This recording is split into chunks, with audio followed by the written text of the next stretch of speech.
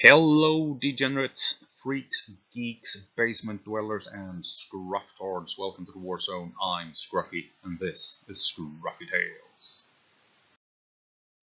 And yes, I'm still out and about, not at home with my regular computer, so crap laptop, crap audio, it is what it is. And in this video we will take a look at Ukraine being outgunned 3-1 in Sumy Oblast, but we will also take a look at the rest of the front line, and as always we will remind ourselves just how poorly Russia has handled the advance towards Pokrovsk in the past 2 years.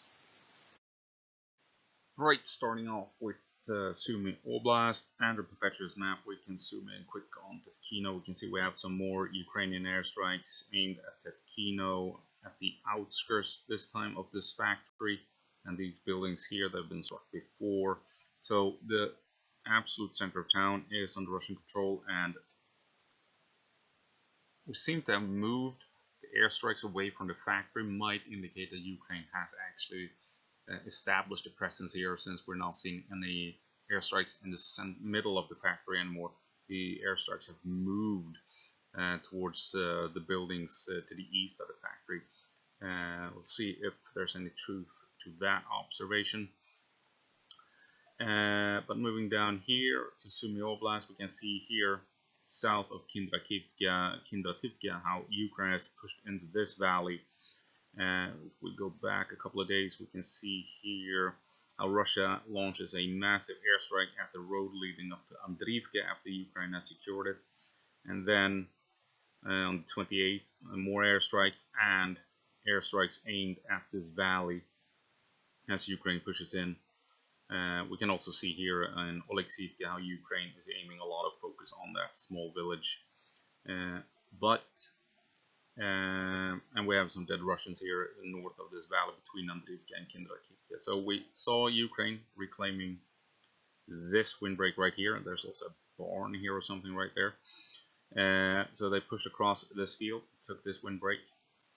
They moved into Andriivka. They have now pushed into this valley here. They're closing in on all sides around Kindrativka. We'll see if they can push back into the town itself at some point.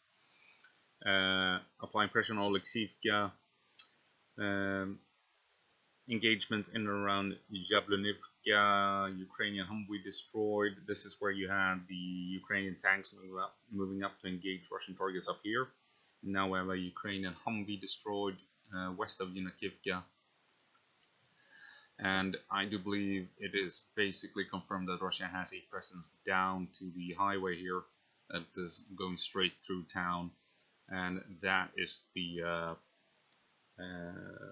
barrier between the Russians and the Ukrainians. Ukraine is holding territory south of the road, and Russia is holding territory north of it.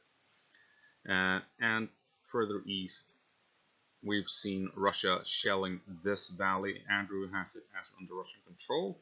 Other mappers has it as contested, this part here, since Russia has aimed artillery strike, missile strikes, rocket strikes at this valley. I do believe Andrew had it on his map as well. Yeah, here you can see Russian MRL shelling, and then we also had Russian shelling up here at some point.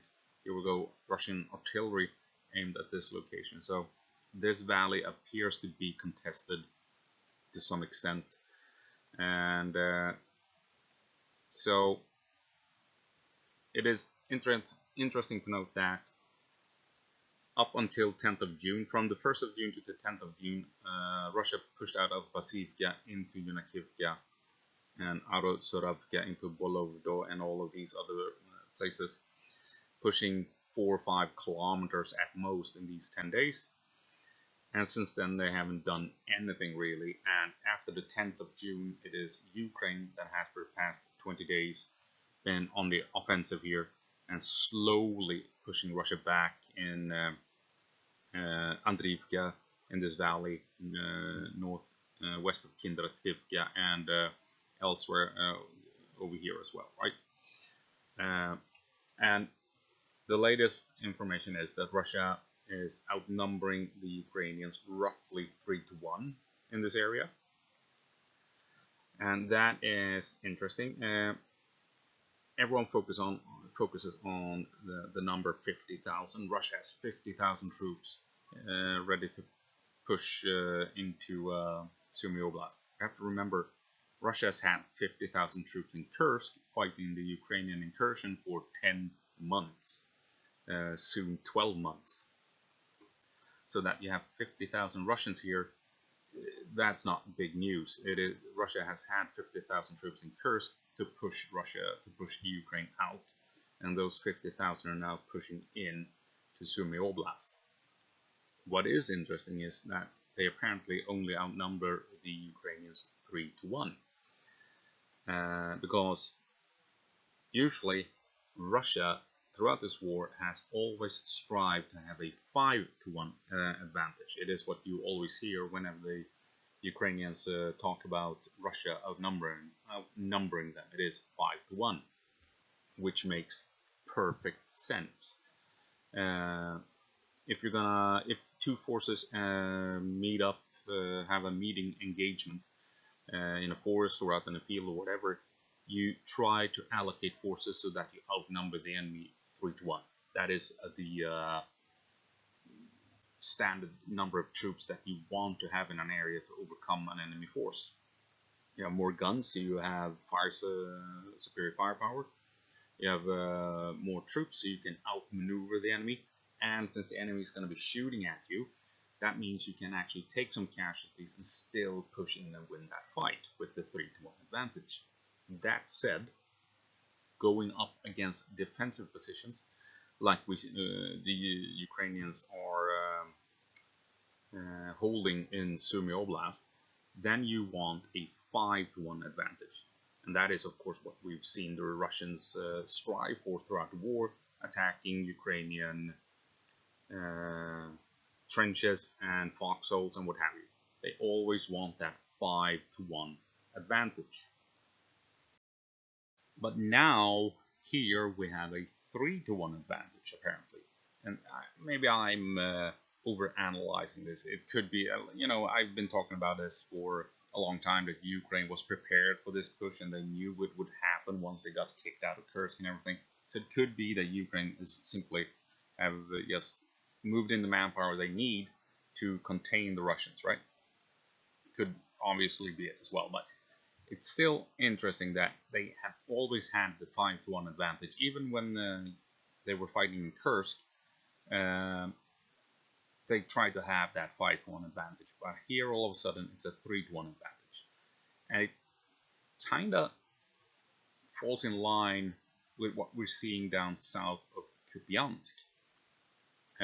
Because when we move down there, down here, this is an area where Andrew Perpetua, the mapper for this map, has observed.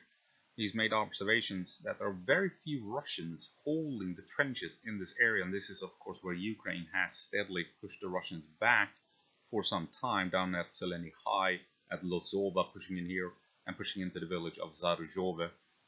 And they have also pushed into windbreaks up here north of this bulge. So we have this location where we have few Russians holding the defensive lines, and Ukraine is slowly pushing them back. And then now, all of a sudden, we also have the situation up here that Russia is no longer maintaining that 5-1 advantage. They only have a 3-1 advantage. Like I said, I might be over-analyzing it. It could be that Ukraine just has moved in the troops needed to properly defend, knowing that these 50 to 60,000 troops would eventually push into Sumy Oblast. But it's also interesting, so Russia has a 3-1 advantage. That means they don't have enough manpower, according to traditional wisdom, to push into the defensive lines here in the woods, where Ukraine will likely have plenty of trench lines and minefields and fortified villages. And on top of that, Ukraine is slowly pushing them back being outnumbered. So Ukrainians are outnumbered 3-1, and still they managed to take back Andriivka, this valley, this windbreak. They managed to hold the Russian advance in Yunakivka, and they have managed to more than likely push up and reclaim parts of the valley here, close to the border in the east. On top of that, they are also pushing in and harassing Russian borders here, close to Belgorod, and of course they are also in Tetkino, while being outnumbered. I mean, this tells you how effective Ukrainian artillery is and how effective the drones are, and more than likely their airstrikes on top of that. Being outnumbered and outgunned, still being able to counterattack and push the Russians back. And like I've said, Ukraine has more than likely pre-sighted the entire area, knowing that this would be the battlefield, and they can now very accurately call in artillery strikes on the Russians. So, interesting situation in Sumy. Russia does not have enough manpower to continue pushing, or even if they wanted to. And Ukraine, while being outnumbered, can slowly force the Russians back, more than likely thanks to very accurate artillery fire, very accurate drone strikes, and very accurate air strikes. Moving on down to Kupansk, not much has happened north of Kupansk, thankfully. It was a bit worrisome for a while there when Russia pushed out to Hulubivka and Radkivka in short order. Not much in the form of updates from this area, which is somewhat reassuring. It would be troublesome if Russia would have managed to... I thought that they would be able to push on, but Ukraine seems to have put a stop to that. Then we have, of course, the area we talked about where Ukraine has enjoyed some success of late. Saw some drone strikes here from Ukraine, indicating Russia might have pushed up next, trying to bypass this hill. We'll see if Russia manages that, but this is a very good defensive position for the Ukrainians. What else? Not much else. Let's head down to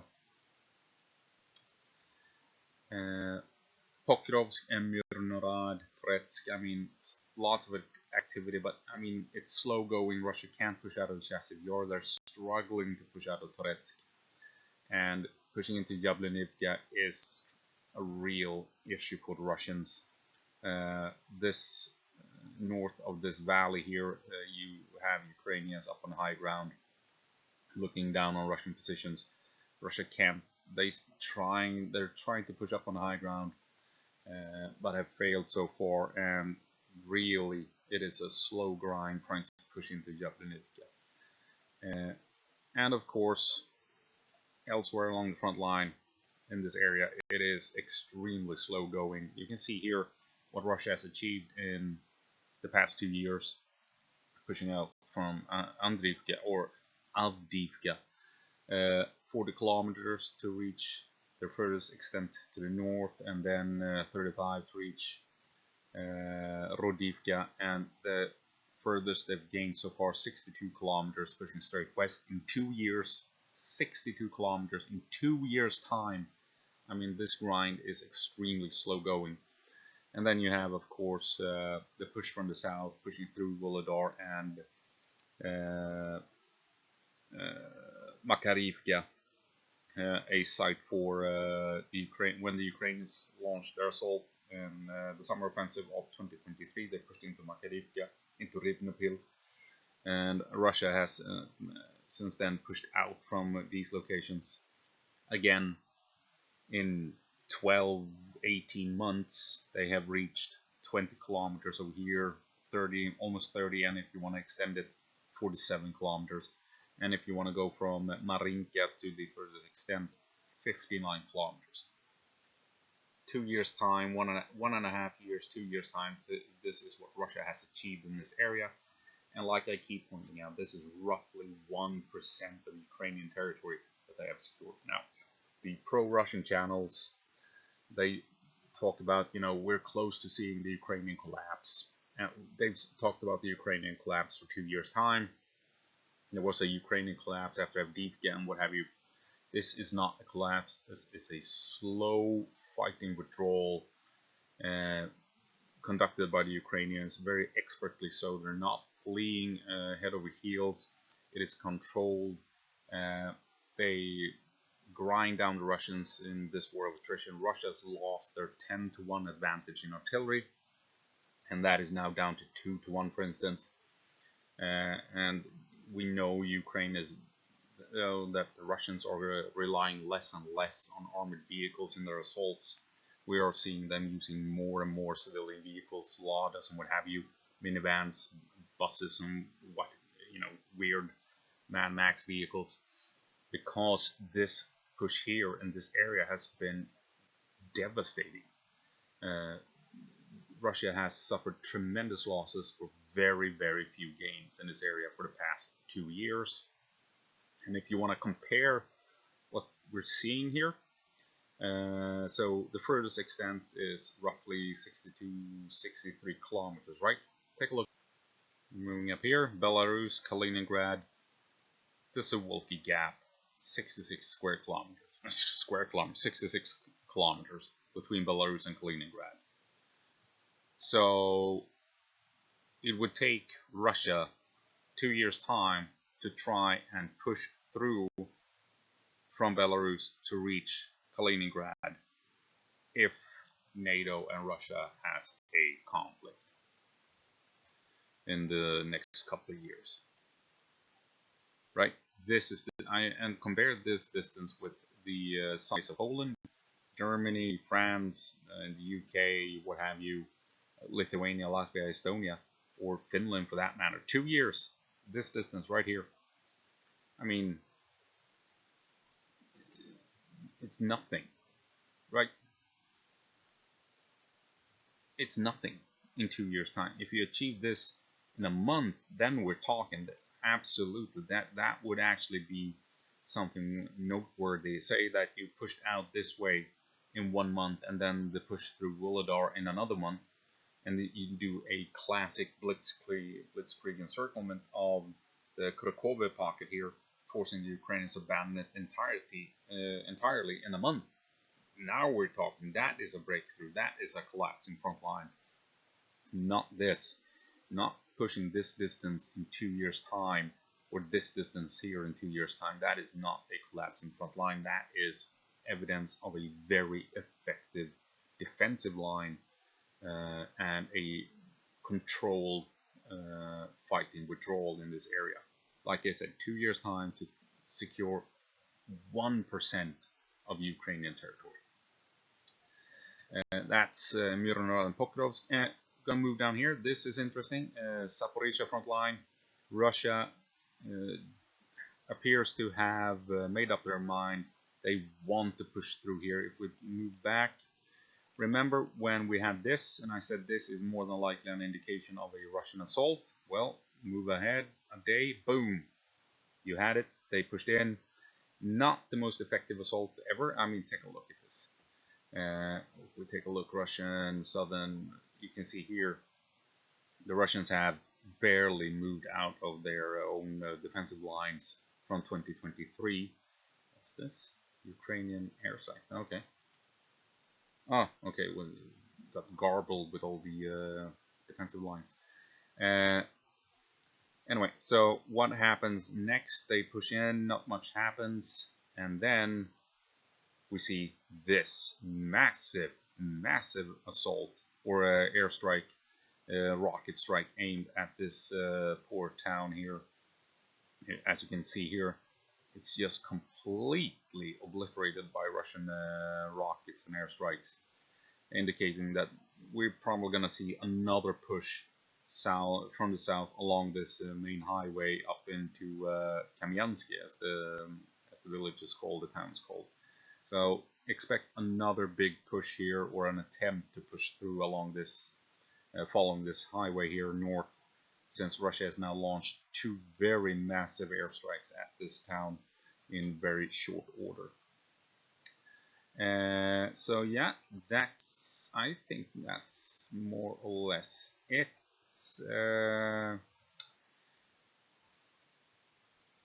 Yeah, Shakov, not much happening on the. We have some more strikes on the 28th. We saw here airstrikes all over the place. It's been ongoing for a week. And then we have some more strikes aimed at Shakov itself. But on the 29th, not much happening here. We'll see if that might be an indication that Russia intends to move in with troops, since all the airstrikes have calmed down, and maybe it's time to send in the troops on foot to try and push up through this valley towards Shakov. We'll see what happens. And before signing off, I want to highlight two links. One link is to a UK petition. This is for UK citizens only, so try and spread this link around in Discord groups and what have you, where you can reach UK citizens.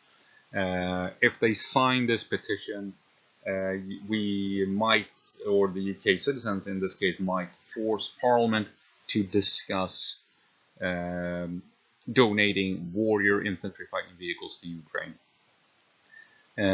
They are by 2030 they intend to scrap them all and replace them. 80 are about to be scrapped because they're really in really bad shape, but the other 550 warrior infantry fighting vehicles, they are in decent shape, and they're going to be replaced in a couple of years.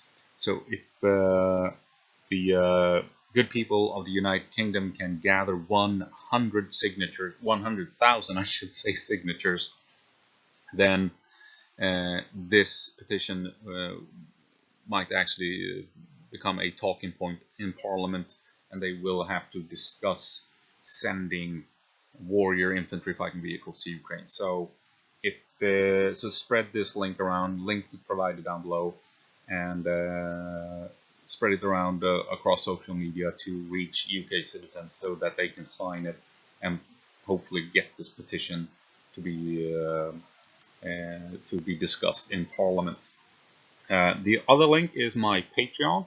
If you go to my Patreon, you can donate as little as $1 or $20, $30, $50 if you want to, but as little as $1.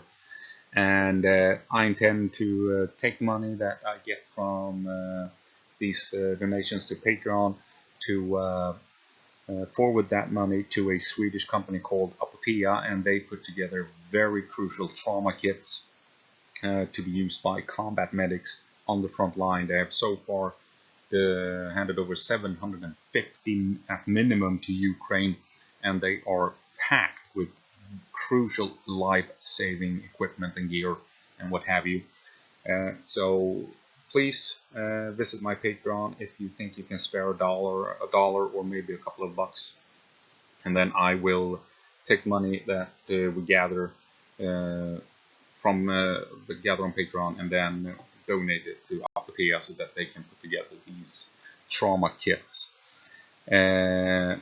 So yeah, that's basically it. Not much else to add. So yeah, that's it. I hope I'll see you in the next one. As always, go på marsch Ukraine and give them hell.